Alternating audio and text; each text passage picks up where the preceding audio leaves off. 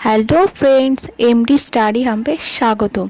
আজকে গল্পটা খুবই স্পেশাল। এটা শুধু একটা গল্প নয়, এটা জীবনের একটা বড় লেসন। তুমি যদি কখনো হতাশ হয়ে যাও, পড়াশোনায় মন না বসে বা মনে হয় সব শেষ, তাহলে এই গল্পটা তোমার জন্য। মন দিয়ে শোনো। একবার একজন মানুষ তার বাগানে ঘুরতে ঘুরতে একটা প্রজাপতির কোকুন দেখতে পেলেন। কোকুনটা একটা ছোট্ট ডালে ঝুলছিল। তিনি খুব উত্তেজিত হয়ে গেলেন।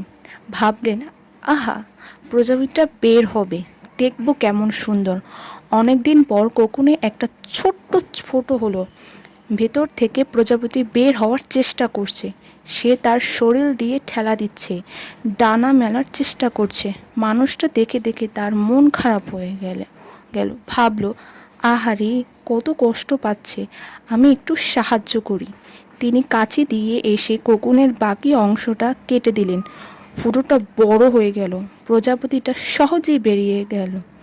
কিন্তু প্রজাপতিটার শরীর ফোলা, ডানা ছোট, আর কোকুনের হামাগুড়ি দিয়ে বেড়াতে লাগলো।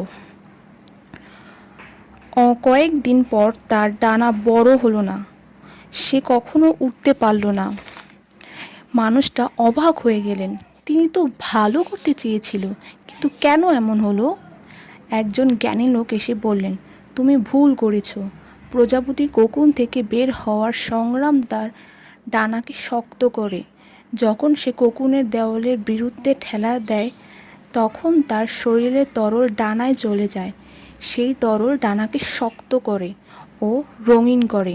তুমি সাহায্য করতে করতে গিয়ে তার সেই সংগ্রাম কেড়ে নিয়েছ।